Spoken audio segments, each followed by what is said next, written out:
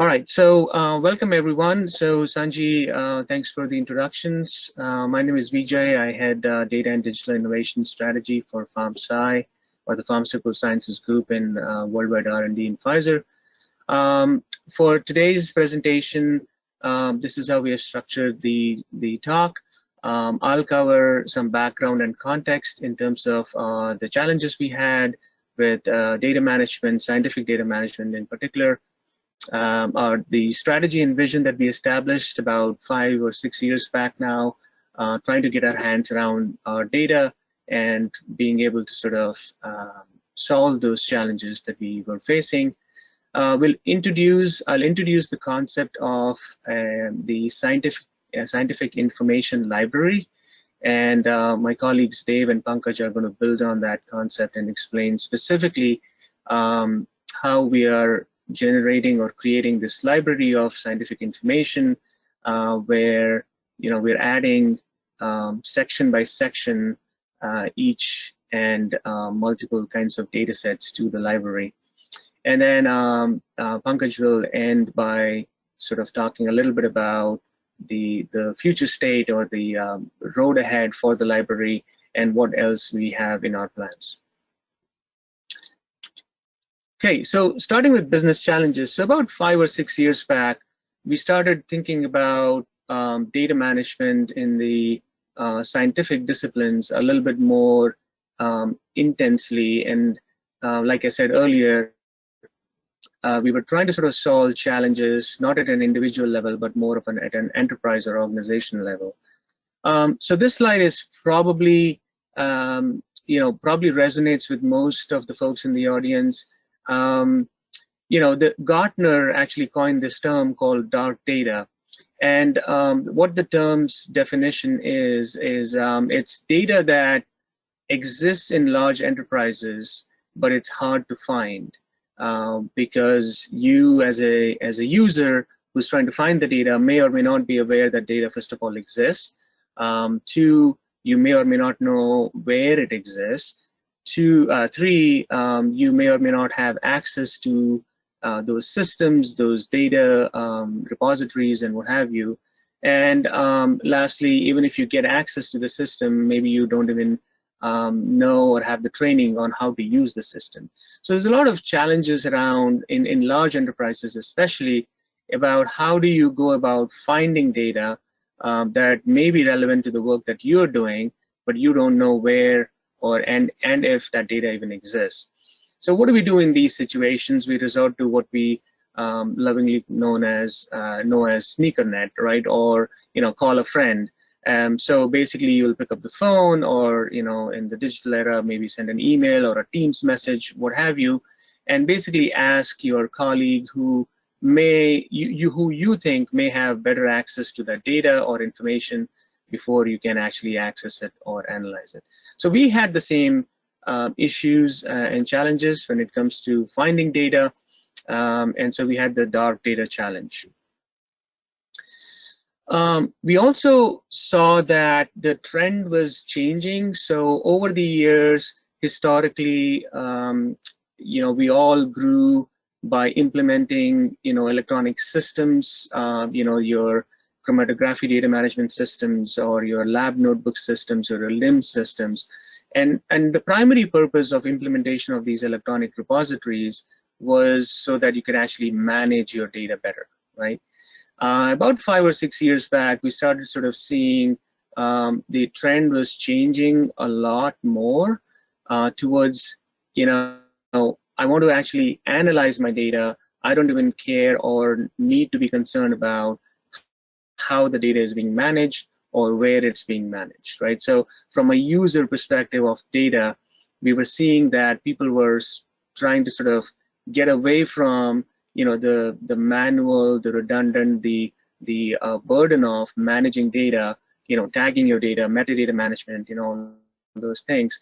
And they were trying to get more into, give me this data so I can analyze it and actually gain new insights. So we had this chasm that we were trying to cross, and our systems and data repositories weren't adequately sort of capable of supporting that transition. The other thing we realized was, in a typical large life sciences biotech pharmaceutical company, there's largely speaking the product flow that moves from the left to right on this screen, right? So your products go through research, and then they go to development, and then eventually get transitioned into commercial manufacturing. And in each of these sort of three towers, if you may, there's a lot of data / models that we generate to support the progression of that product through the life cycle. Now, I would say that we were probably also seeing some sort of information flow along with the product flow going from research through development to commercial manufacturing, although there were a lot of gaps and it was not automated. What was truly missing was the feedback loop, which is shown on the bottom of the screen. A lot of times we could design the next product much better, or learn more about what kind of late stage issues we ran into on the last product that went through this life cycle. If we could actually only get access to the data from commercial manufacturing or late stage development back into research. So the feedback loop of information flow wasn't quite automated or robust enough. And then one more challenge was there was a lot of sort of focus on the quality of data, because it's not just enough to store data and make it accessible. We also want to make sure that the data, when if I generate some data and my colleague finds it 6 months later or 6 years later, the context around how the data was collected and captured and created needs also to be clear enough. And so if you recall, there was a landmark paper that sort of introduced the principles of FAIR.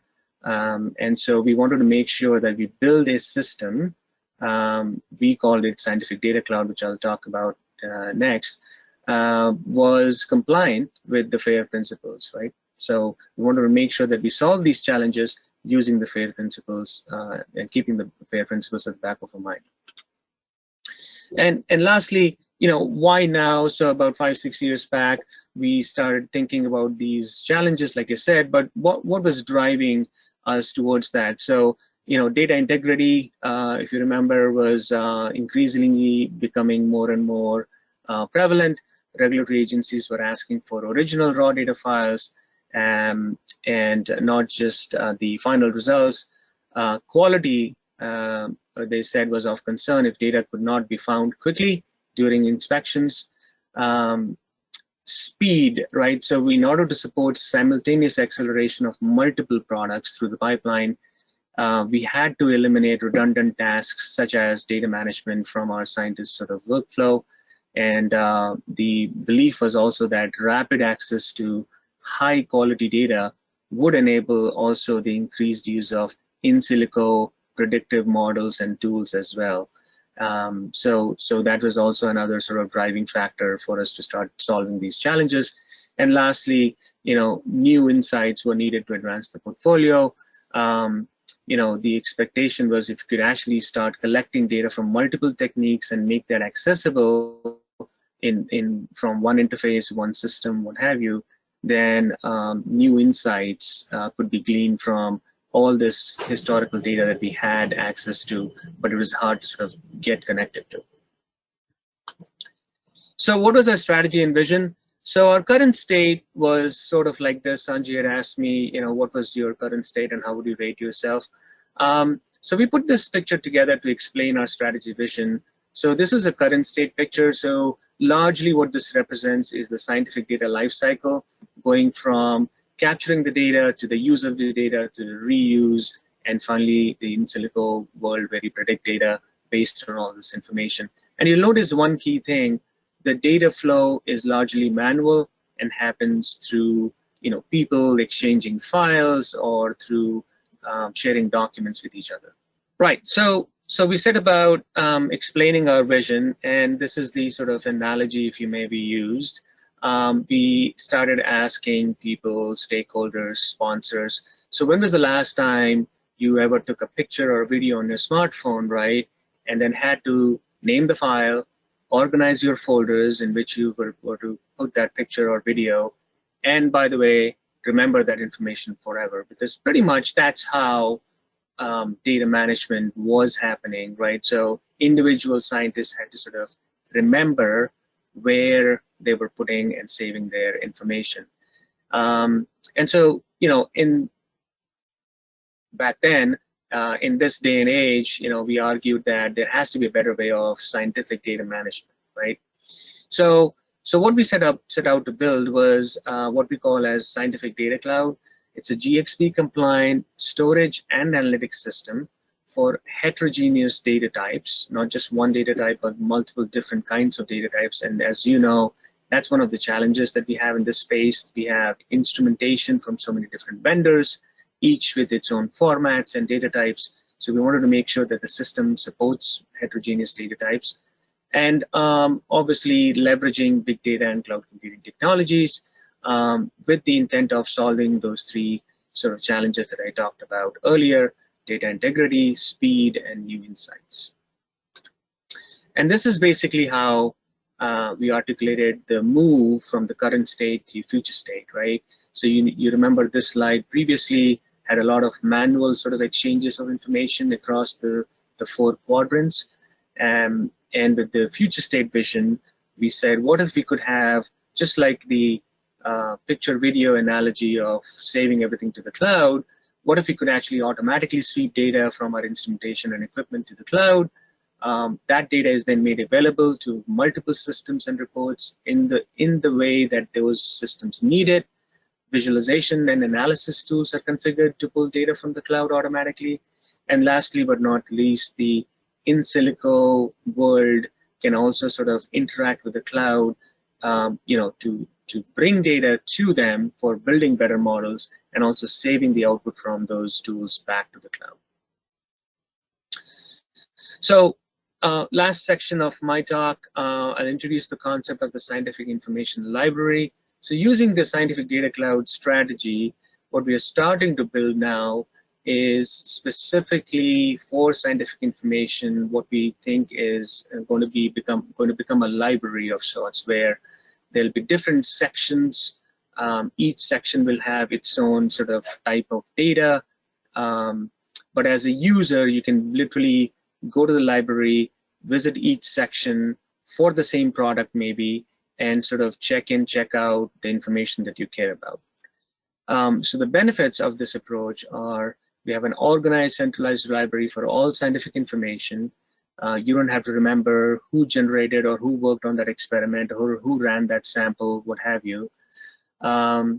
You can check in, check out your data, and that's one way we can ensure data integrity. But at the same time, we want to provide the ability to add notes and annotations on raw data, and maybe even some process data in the future or final results, where you get the numbers, you get the final results, you get the raw data, but you also get the context and the annotations from the users who have either created the data or have looked at it in the past. Structure searchability for work in the small molecule space especially is really important. So we can use tools like ACDLabs to build the library and store the library, and then also search the library. And those are some features that we leverage from ACDLabs products. And then facile search across information that was generated across multiple sites, multiple groups, instruments, or processing techniques. You can actually make all that available in a sort of like a agnostic way, so that you don't have to know how to search for data from one section to the other section. It's all sort of hidden. The complexity is hidden for you as an end user. So with that, I'll pass it on to my colleague Dave Foley, who's going to explain the structured elucidation section of this library specifically in more detail. So Dave, over to you.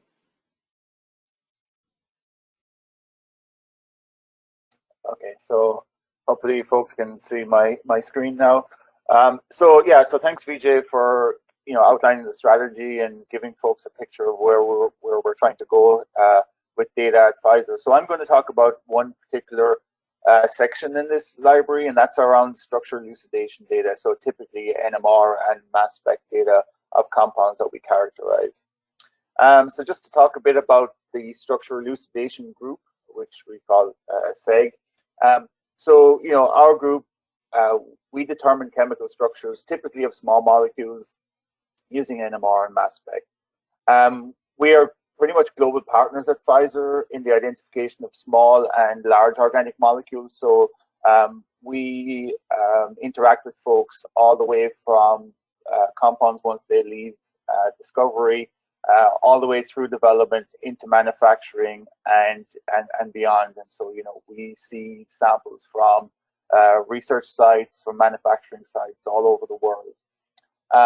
Our group is actually, so yeah, I guess I should say we do structure ID of the active pharmaceutical ingredients, synthetic intermediates, process-related impurities, degradants, and they could come from the actual API synthesis itself or from drug product stability and that type of sample set. The group is made up of, we have a purification function who do large-scale prep chromatography and can isolate materials from kilogram to milligram, NMR and mass spec. The group has two locations, one in Groton, Connecticut in the US and the other in our Sandwich site in the UK. We in the group across the two sites, we have 11 NMR and mass spec scientists, and between us we probably elucidate structures for over 600 compounds each year. So really, you can see here, right, we have the challenge of these two groups being in very separate locations and also separate time zones. And really, one of the things we're trying to do with this initiative is to build a data bridge, right, between those groups so that we can readily access data between both sites. So just to give you, move this out of my way so that I can see the full screen. So this is kind of this was our pre-existing state, right? So like Vijay outlined earlier, a lot of manual steps in this process. So we have a SharePoint site where people submit their requests for structure ID. We then take that and we do the analysis, do the NMR, do the mass spec, take that raw data, and then various folks in the group have different ways of analyzing their data, right? So some people would use the native instrument software, be it Thermo, be it Brooker, Varian, etc. Some folks use third-party softwares to analyze data, and we also have folks who use old school pen and paper, but it works for them, so that's good. We would all of this would be documented in an ELN. And then we would, output a structure that would go back to the chemist or the analyst, the requester. So, at the end, we have hopefully a happy analyst or chemist. They have their answer from us. The SME is happy because they have basically the work done. But it's not all rosy in the garden, right? So we're missing a couple of opportunities here with this current workflow. And these challenges are, right, so like Vijay mentioned about dark data, a lot of this data it's on people's laptops, it's on analytical instruments, it's in people's brains. And so the value-added data is very disparate. We also have, here we have multiple modes of data analysis, which doesn't facilitate coalescing all of this data together. One huge thing is we don't have any structure searching or query or data mining features built into this workflow. And as we've mentioned multiple times, sharing the data between individuals and sites is a huge challenge, right? It is literally send an email, make a phone call, and see if someone has access or has run NMR or mass spec on a particular structure before. And then that also lends itself to having to duplicate work, right? So oftentimes we would find that it would be easier to re-record the sample and go through the whole analysis again, rather than trying to search across multiple systems, trying to find that original piece of raw data. And also then, right, the multiple data formats in across different instrument types is a challenge to bring all that data together. And so the goals of the new workflow that we have implemented this year is going to, or is allowing us to have cross-site access and data sharing between both our Groton and Sandwich sites in the US and the UK. Really what we're trying to do here is optimize our workflows, right? So that we are, everyone is super busy, a lot of programs are being accelerated these days. So, trying to make time and find efficiencies is very important. As I mentioned earlier, one of the main goals is to eliminate the duplication of structure assignment work, right? That can be, that literally is a waste of time. If we've done the work already, why should we be re-recording data? We do get a lot of queries from, from agencies, from requesters looking for historical data. And, what we want to also do is not only have all of this data that we're putting together available to the folks in the structural elucidation group, we want to share this data with everyone, right? So, and part of that is building a gold standard repository of subject matter expert curated and structurally assigned NMR and mass spec data.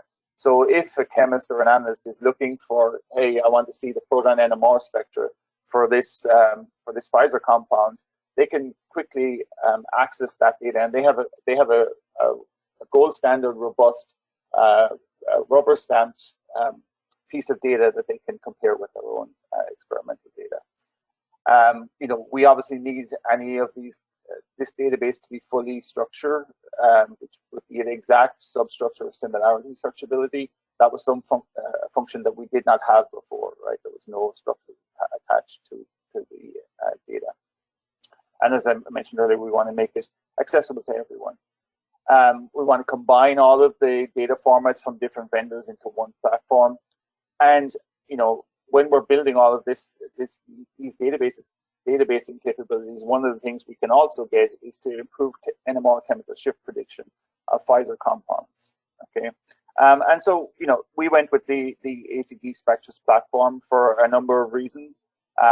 We can integrate the data from all of the various analytical techniques, not just NMR and mass spec, but as Pankaj and we'll talk about later, there's the capabilities of bringing in multiple different analytical data pieces.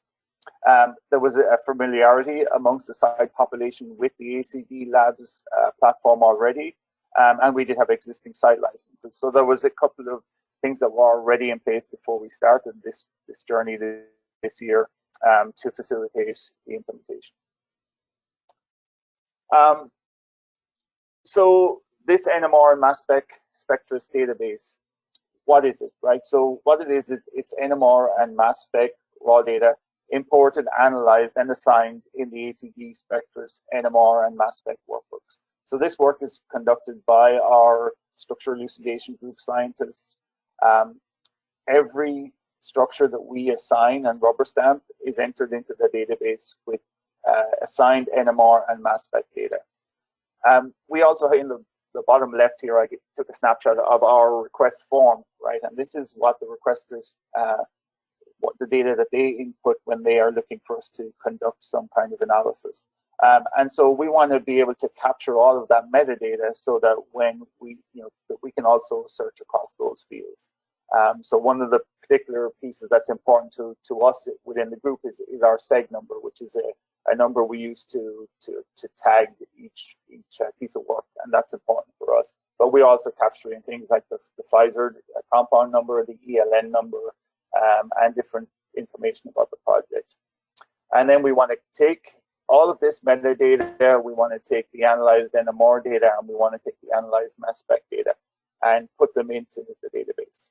Okay, so the first step of this in achieving this goal was to do this in a kind of a manual way. So we would do this in one section, the NMR piece, the mass spec piece, and then we would have to enter all of this metadata manually. So you have you open up the possibility for transcription errors, etc. there, and that could cause problems in the long term.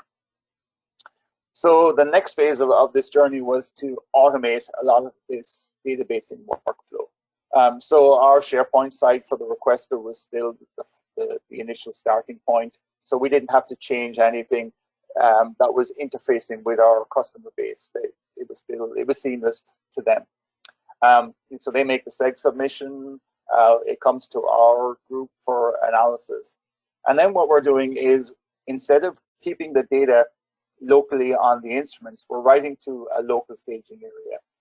And we have one staging area in Groton, one staging area in Sandwich, and that's just for rapid transfer of the data. Because at this point, when the data is in the staging area, we can still be writing new data, acquiring new data as we start to put together the pieces to come up with the structure.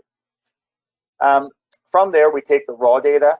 I should say also here that the raw data is also automatically converted to Spectrus format in the staging area, and there's also a log file associated with that, so we have like an audit trail of what's happened to the data. From there, we can interact directly with that data. We can take that process file, slim it down to the pieces of information that we would need to come up with the structure. And at that point, we have multiple options, right? So, and all of these options can be triggered from within the ACD Spectrus platform. So once we're done with we've assigned a structure we're done with the data analysis, we can hit the trigger from within the ACD software, and a number of things will happen. So the raw data file will go to the scientific data cloud. It will be zipped if it's a folder structure. If it's a native single file, flat file, it can be taken directly.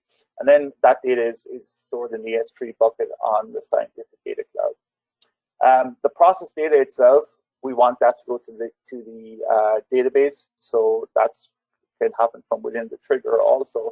And then finally, if we have NMR data that has been fully assigned, that goes into our NMR training database, and I'll explain what happens with that in the next slide.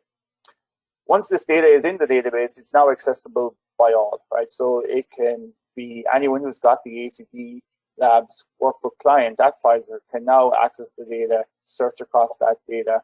And so that's a very powerful tool, not just for us within the structural elucidation group, but for all the project analysts and chemists at Pfizer. So just to talk a bit about the chemical shift prediction. So anyone who has the ACD platform will be aware that there is a native NMR training database for chemical shift prediction within the ACD platform. And really what we're trying to do is to hone that data set down by introducing Pfizer specific compounds that have their chemical shifts associated with them. And so, you know, as I said earlier, from the trigger mechanism, the assigned NMR data can go into the training database. We can tweak that as the SMEs if needed, and that all happens through a synchronization server. So again, it's seamless. And then also the end user can, when they want to do chemical shift prediction, this database is constantly updating, and it's all seamless to them. So they just go into the system, open it up, input their structure, do their prediction, and you know, to them, they don't know that in the background we're doing all this work to make the chemical shift more robust for them. And then also you can think about using that in a kind of an automatic structure verification system where you can start to give users a score where they look at their NMR data, they look at their structure, and the software can give them a confidence score in whether that NMR spectrum is consistent with the structure or not.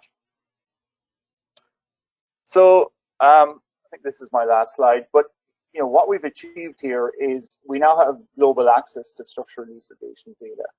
So from an SME perspective, both our UK and US sites can readily access each other's data. That's becoming more and more of a win for us because of the nature of the development project, how development projects are being run at Pfizer. Oftentimes, maybe they'll be in early stage development in the US and then move to our UK site for late stage development, and vice versa. And so, you know, that seamless transfer of data between both sites is becoming more and more important. As I mentioned earlier, we're getting increased efficiencies from this. Duplication of work, time spent searching for information is reducing way down. So, you know, that's a win for the group. We are able to use this tool to track projects. So, you know, look at where things are along our workflow. And as I said, we're now into the stage where we're doing this in an automated fashion. There are wins for all users at Pfizer. So we now have a gold standard database of NMR and mass spectra, fully searchable. So can be searched by PF number, which is the Pfizer compound number, structure and substructure searchable, but also folks can do spectral matches, right? So they can input NMR or mass spectra and do say, hey, is there a spectrum or a compound in the database that matches closely to this NMR spectrum? And then Pankaj will touch on this in the next section, but we're also trying to make all of this data presentable in a very useful way to project teams. And one of the ways we're thinking about doing that is through Luminata, which is another ACD tool. And that organizes data by reaction streams or process streams. But I will let Pankaj talk about that more in the next section. So with that, I will hand over to Pankaj, and he is going to talk about the chromatography section of the library. Great. So as you guys just heard from Vijay and Dave, that we are building up these sectional libraries, and Dave talked about the NMR structure elucidation library. That's what you try to call it at Pfizer. The chromatography is another library that we are building, and the level of complexity just increases, I say, 100-folds, because we have LC is the bread and butter of pharmaceutical drug development.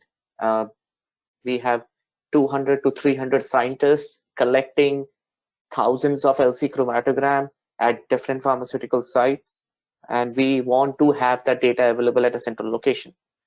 So the pre-library state, what we had was, as Dave referred to, we have two different sites, and the data is collecting at both the sites, being collected at both the sites.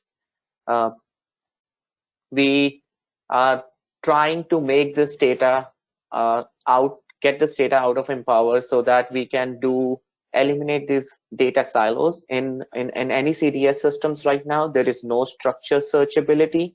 There is no structure search that an analyst can do. So what we did was to identify, to overcome these 4 challenges, that there are individual data silos and there is no structure searchability. There are multiple modes and formats that the data can be analyzed, and we were noticing the same things. There were duplication of method development efforts. So in order to overcome these hurdles, the first thing which Dave referred to was to generate a workflow. So we went through that workflow as a proof of concept by a manual workflow where the data collected at one site is collected in Empower, is being converted into a Spectrus format. The processed result has peak names. We will manually assign the structure of that peak to that chromatogram and put it in the Spectrus database. The process was repeated at both the sites, and then we still have one issue. We have 2 individual databases at both the sites. Then again, the users have to connect with each other across different databases. We were able to solve 3 problems. We were able to connect data to structures to the chromatography data, but we still have individual databases. So to address that problem, we worked with ACDLabs, and so the process here is the chromatogram, irrespective of which site it is being collected at, is collected in Empower, processed and saved as a result in Empower, is picked up by the Spec, converted into Spectrus format, picked up by the automation server. It reads the peak names that have been labeled in those chromatograms. It reaches out to the Pfizer structure database. It brings out that structure, attaches it to the chromatogram, and store it in one central location, which is scientific data cloud that Vijay referred to. Now, once the data is in one central place, we have the structures also, we have the chromatograms also, and all the metadata. And scientists, irrespective, they are subject matter experts or regular project analysts working in the project labs. If they have ACD lab clients, they can access that data from one central location. So by implementing this library approach and these automating the manual processes, we were able to reduce a lot of manual steps. Also, all this complexity is happening in the background. User doesn't have to deal with all these conversions or integrations. So the tools and the benefits, first is we were trying to do databasing, and if I want to database every chromatogram that is being collected by each analyst at each site, it's just it's a significant piece of effort if that's a manual process. So by implementing scientific data cloud and the automation server, we have fully automated that manual process. And then since the data is now available at one central location, we should be able to do data visualization interfaces that we have been actively working on. And these are the three tools that I will showcase in the subsequent slides, where we have shown the applications that we can use this data for data trending, structure enabled search, and across technique analytical data interface. So now we have the data in one central location, and you are hearing this word structure enabled searching. We are analytical chemists, and in small molecules area, it is really important to know the structure of my API, impurities, and everything is based on the structure. So the first thing that we have done is, if you have the data, if I am trying to develop a method for a new impurity, has this impurity been seen in the past? Or if I'm trying to develop a chiral method, does there a chiral method already exist? It might have been developed, as we just said, the project moves from research to development to manufacturing. And if I'm in the development area, the chiral method might have already been developed in the research environment. Can I just draw that structure and see if there is a pre-existing method that I can use instead of developing a new chiral method? There are ways where our SMEs can focus more on structure prediction data, where now the data is in one central location. My chemometric scientists can look at that data and do some QSAR approaches, where they can predict the retention times based on the structure of the compound. And the important thing is, they don't have to work in getting the data ready in the format that they will need to do that actual work.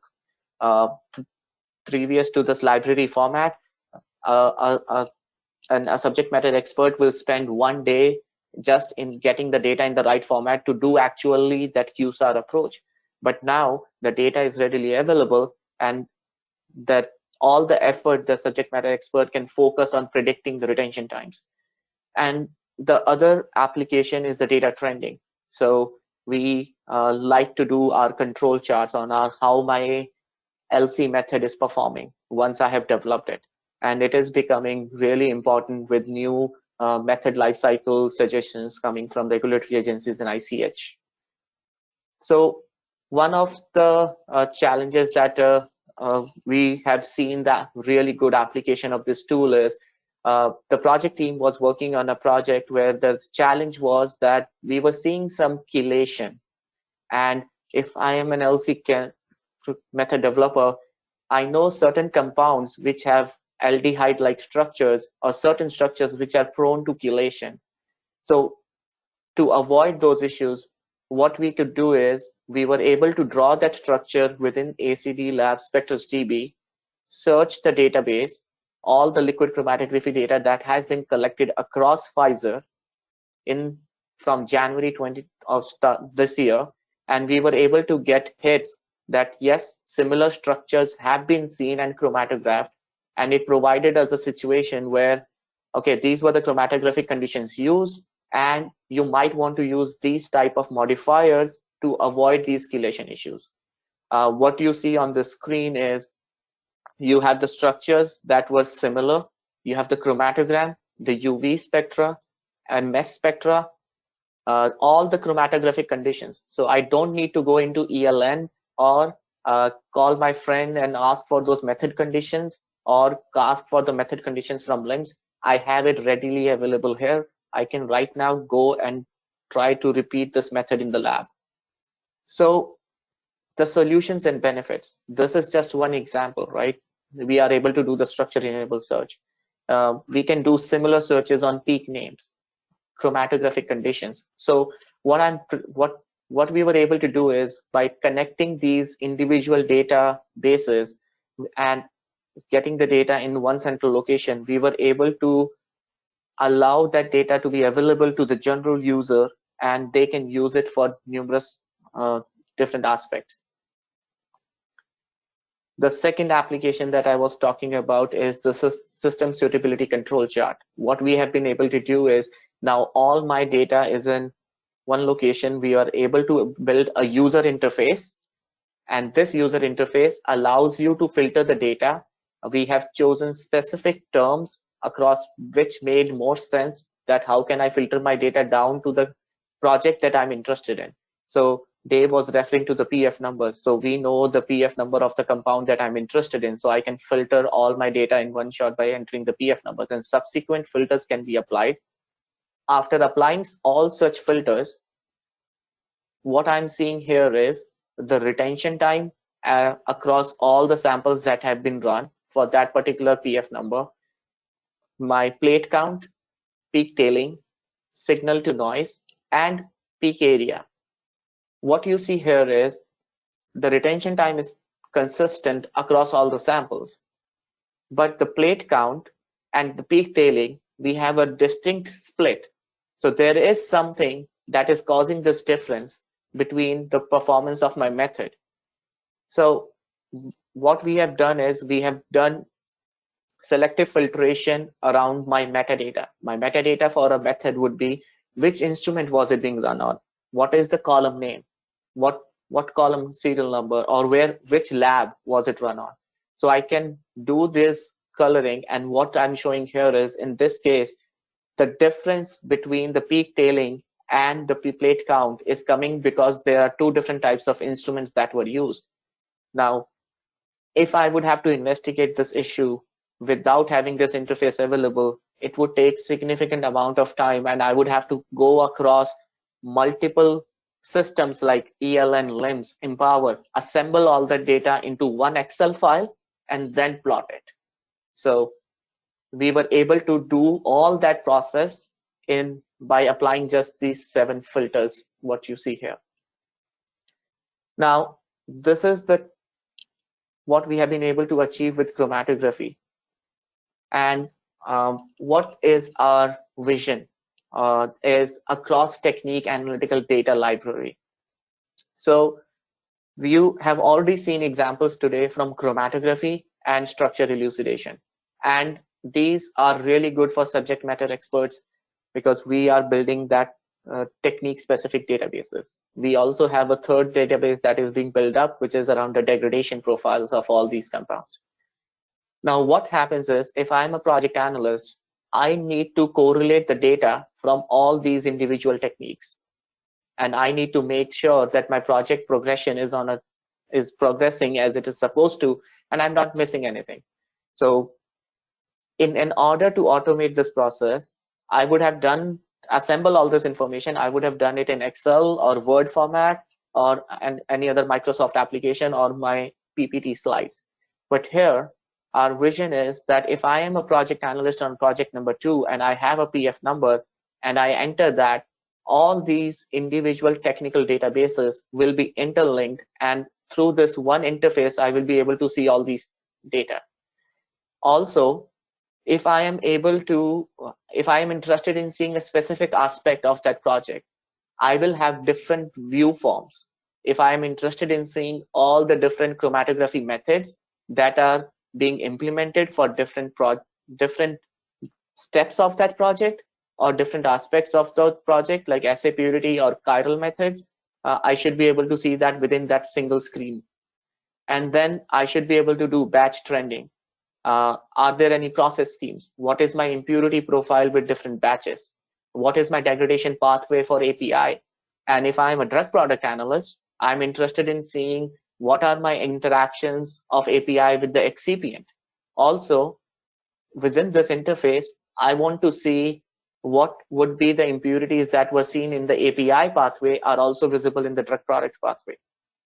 So to have all this readily available, ACD, we are exploring ACDLabs interface Luminata. Now, what you see on the screen is, if I am an API analyst, I draw this reaction scheme. I have 3 different methods, one for stage 2, one for stage 3, and one for final assay purity method.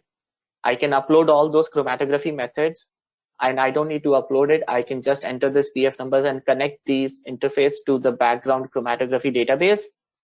And all these chromatography information will be available here.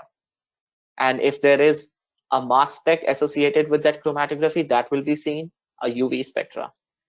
Now, if I'm a project analyst, I want to do impurity identification, then I reach out to Sec group, the workflow that Dave Foley just explained.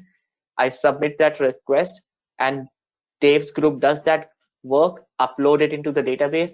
As soon as they trigger the data into the Spectrus DB STC data library, this NMR signal automatically gets updated. So we are able to, the work for the project analyst is really reduced because they don't have to do all the manual data connections. In addition, I have one of my team member working on the degradation pathway, and they did degradation under acidic conditions, and this is what they observed, that these are the degradants. And similarly, they have done some other degradations, basic conditions or in the presence of metals, and some of those impurities that I see under acidic conditions were also seen as a process related impurities. So I can do that kind of correlation through these process maps. Also, I can see that which peak is present at which stages of my process scheme. And you can also, if you have the chromatograms attached under different degradation conditions, you can see which peaks were present at what area %. So that can help us to do the impurity trending that we were talking about. So these are just 3 libraries that we have built, we are in the process of building: chromatography, mass spec, structural elucidation, chromatography, structural elucidation, and degradation. The vision is to bring in the dissolution data, excipients database, all the material characterization data, and the spectroscopy data. So the interface that I showed you just in the last slide, where you were only seeing LC, MS, NMR, and UV, you will be able to see even the dissolution and the material characterization data. And I guess this is my last slide. So it always takes a team to get this effort. In addition to the speakers on this webinar, there were a lot of other team members that were involved in getting this work done at Pfizer, from Pharm chemistry department, in addition IT and business. Also, thanks to all the folks from ACDLabs that we worked with on this project.